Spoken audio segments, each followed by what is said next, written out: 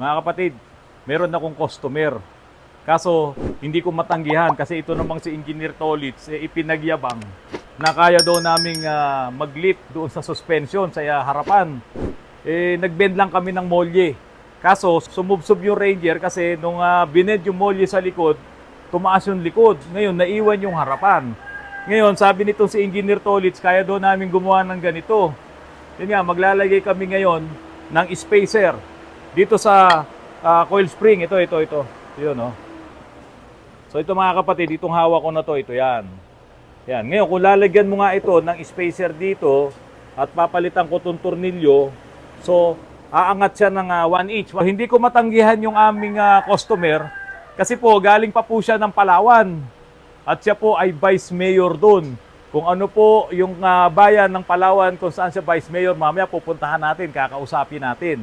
Pero this time, itotorno muna ni Engineer Tolitz. Wala pang butas to, no? So ito nga pala kanina kaya naka-set up ka ng ganyan, ano? So ganito po yan mga kapatid. Ito yung ibabaw. Papalit kami ng tornilyo. Ito yon. Yan. Papalit tayo ng tornilyo rito. Tapos ikakabitong ganon. Ito yung dulo ng shock absorber. Yan. So ganun pa rin siya. Tapos ilalagay na tong ganon. Oh, guide. Oh, pasok siya. Oh, nakapasok siya doon. Parang para hindi siya gagalaw. Ayan, nakapasok siya ganon. So hintayin ko pagka nakumpleto na natin to, pag binuo yung isa, doon natin buuin. Okay lang? Para maisama natin sa vlog si Vice Mayor. Ha? At doon sa Palawan, marami daw pong masasarap na seafoods doon. Tabi lang ng Coron. Nakalimutan ko lang yung bayan. Pasyal tayo. I-interviewin natin si Vice Mayor. Nandito po. Itong vlog ko po ngayon, biglaan lang talaga to.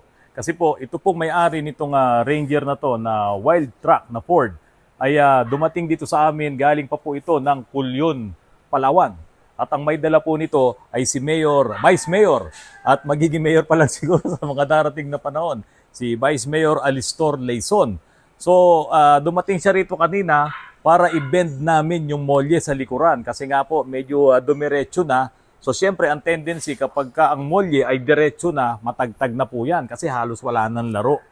So, hindi na siya nagbabounce ng maayos.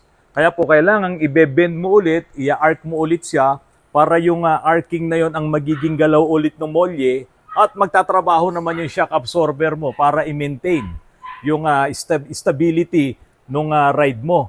Hindi siya yung gumaganyan-ganyan. So, ito po, na-bend na namin yung molye. Kaso, ang nangyari, tumaas masyado yung likod. So ito, pakita ko namin sa inyo yung nakabend na po yung molye niyan. Ayan, nakabend na po yan. So, gumanda na yung arcing niya. Siguro dito mo videohan dito. Ayan. Gumanda na po yung arcing niya. Ayan, medyo mataas na. Dati, kanina po, nung dinala rito, alos diretso na yan eh. So, tumaas na po yung wild truck na to. Ganyan na sa kataas. Kaso, sumubsob nga yung harapan. Ang inilalagay ko po na lifter, no, doon sa ibabaw ng shock absorber ay engineering plastic. Nandoon po, tinotorno na ni Engineer Tolitz. So ito mga kapatid, pakita ko lang po sa inyo. Malaki talaga itong wild truck na to. At galing pa nga ito, malayo-malayo pa pinanggalingan. Galing pa ng Palawan. So makikita mo naman ang suspension talaga ng Ford ay talagang siya. Iba rin yung dating niya, no? Dito pa lang sa knuckle, talagang ang taba-taba na nung kanyang knuckle. Yung build nito talagang sa tingin natin talagang matibay na matibay. Ngayon, yung shock absorber nandun, pag natapos na yung tinotorno, ipapakita ko sa inyo kung paano namin ginawa yung 1 inch na lifter lang. Para umangat naman to ng 1 inch. At yung 1 inch naman na yon ay bastante na yon, mga 1.5 inches din yung magiging epekto nito kapag ito ay nilagay na dito. Pagka i-mount na ulit natin. Ito na yung tayo mo Rex. Bigat din pala to. Ayan. Ito na yung ating lifter na ginawa, yung tinorno. Ayan na. Ito naman naka-spot din to. Spot yan. Kaya hindi siya yung basang yung katulad ng iba na gumegewang-gewang. So yan, naka-spot po yan dyan. Tapos ito nga, ilalagay na natin to. Baliktad. Kasi ito nga pala ay nakahulma. Doon sa ibabaw, dito. So ito, nakahulma dyan. Ayan. So talagang masesentro siya. At ito nga yung ginawa natin, tinorno natin. Lalagay po natin dito. Ayan.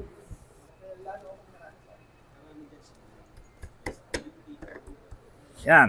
So ito po ang epekto nito, ang itataas nito, halos ano rin to, 1.5 inches din. Yung magiging lip nitong ating ginawang suspension lifter na to. Ayan. So kailangan isasagad mo to dito, ano? Sasagad mo yan. Tapos yun, kakabit na. Ito ano na rin to eh, aftermarket na rin pala tong shock absorber ni sir eh, no? Aftermarket na rin to shock absorber mo sir, no? Ito, lifted na yan eh, oh. Taas na to eh. Pero sir, sira na yung mga bushing. Oh, sira na oh. Yan po oh. So ngayon, balik mo na to. Wala pa naman tagas para makita na natin yung tindig dito. Maalwan naman eh, hindi siya mahirap gawin. Kanina parang ayaw nyo pang gawin ah. Ha? O sige, gawin mo na.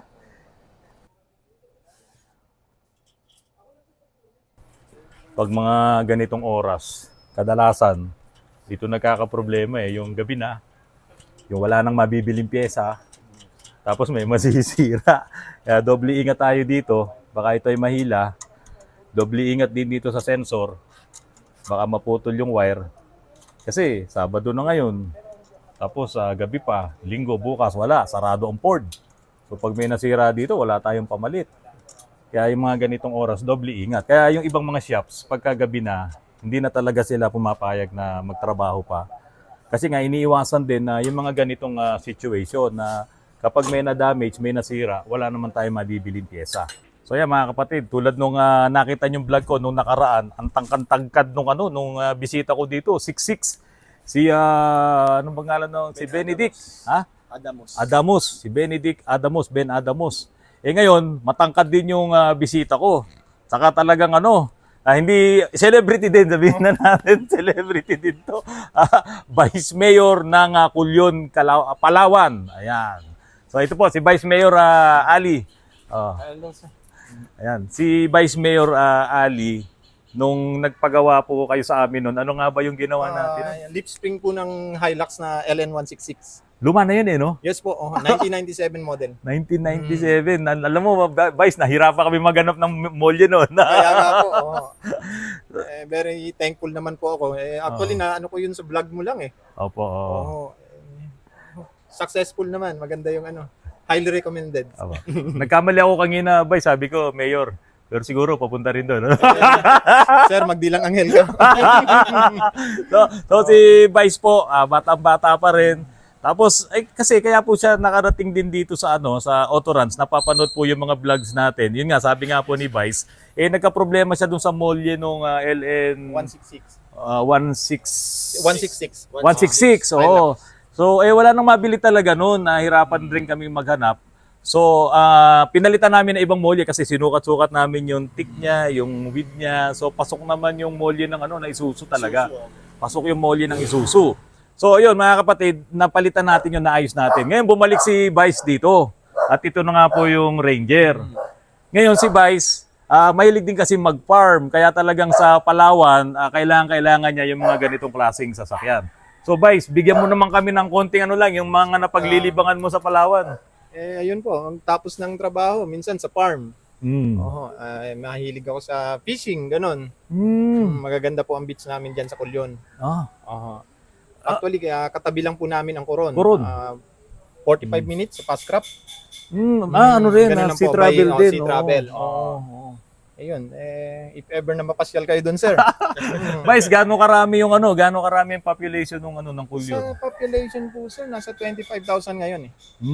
Marami na rin. So, ano bang mga attraction doon, Vice? Para invite nyo na sir, rin mga yung tourist attraction doon, beaches, gano'n.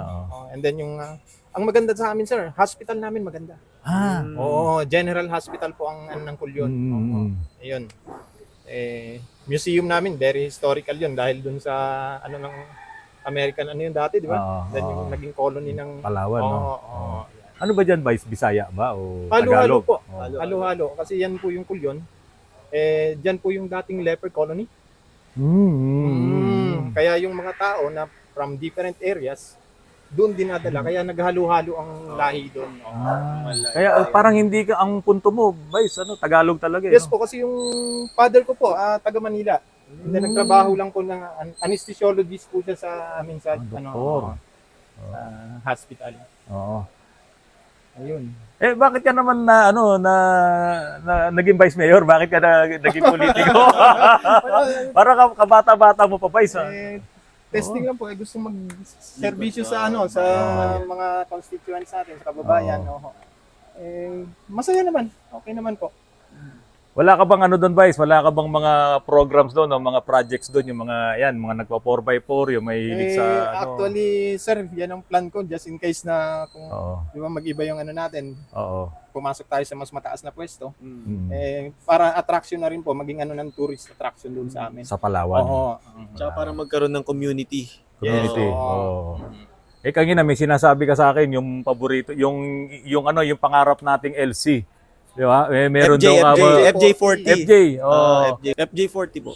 Oo.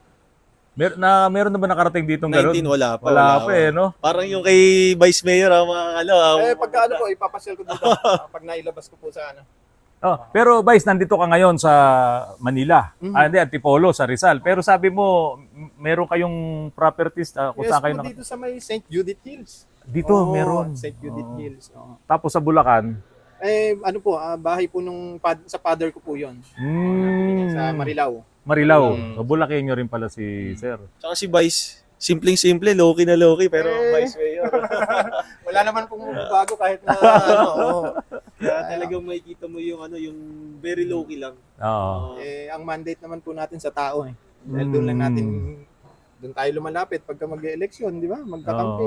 Tsaka si Vice Mayor, makikita mo lumilibot dito, walang arte.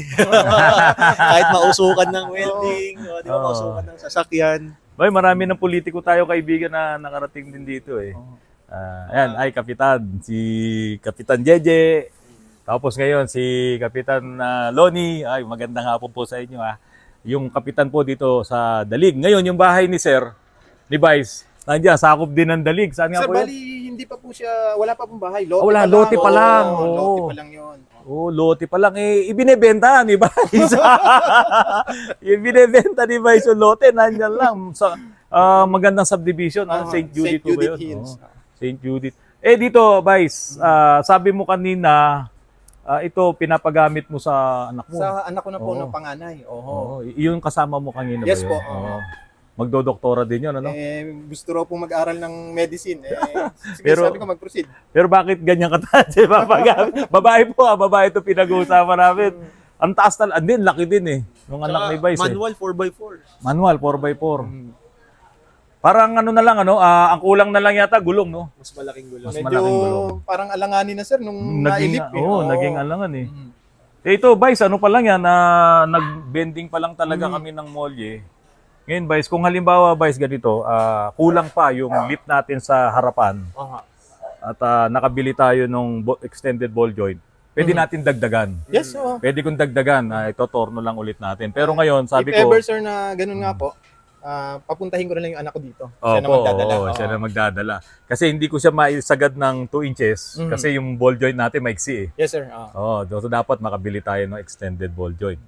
Ayan po, ang bait-bait ni Vice. Kaya puntahan nyo lang kung gusto nyo magpatulong. Yung mga kailangan tulong, yung kailangan tulong sa gobyerno. Minsan kasi, di ba, hindi na malapitan yung iba Ganun ka ba, Vice? Hindi po sir.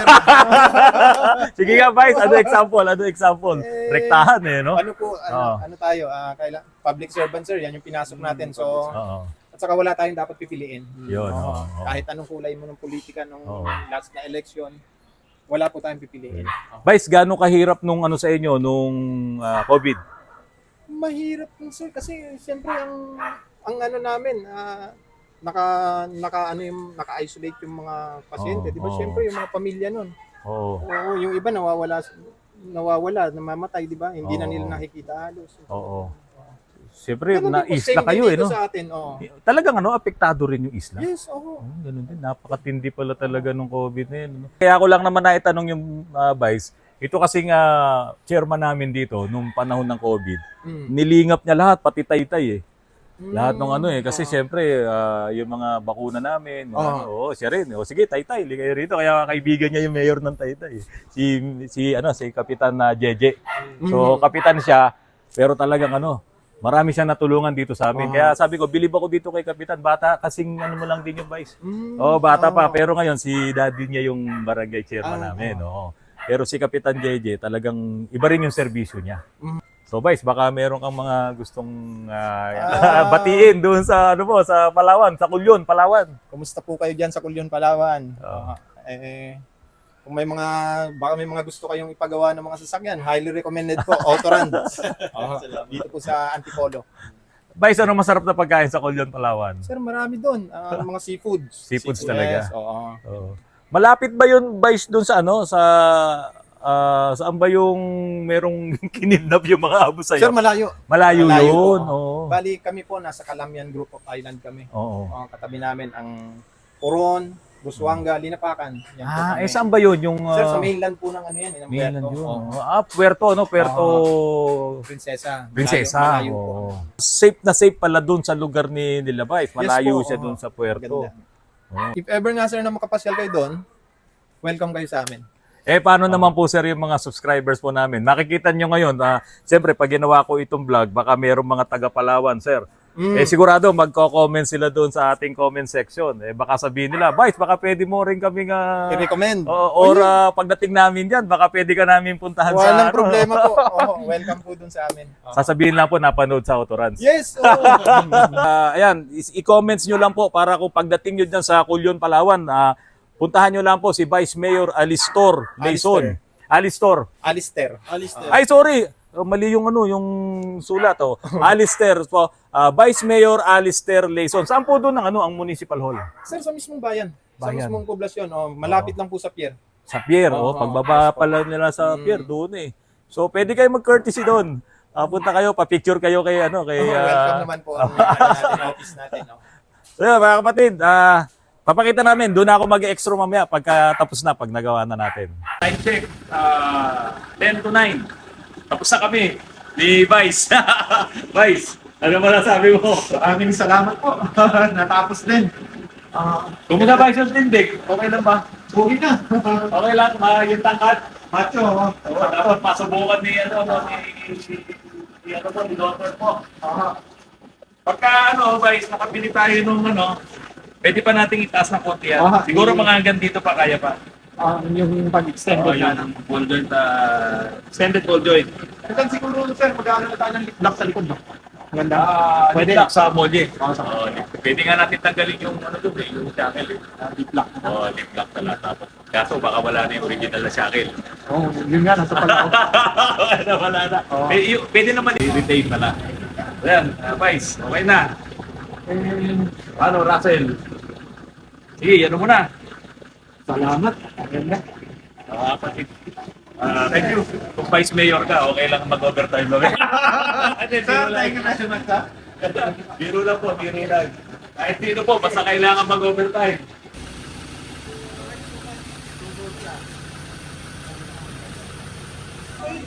Sir, binigay ko tayo Sige po, ma'am. Thank you po. Vice. Thank you very much po. Sige po, ingat po kayo. Ingat po kayo. Ma'am. Sige po. Thank you, ha. Okay po.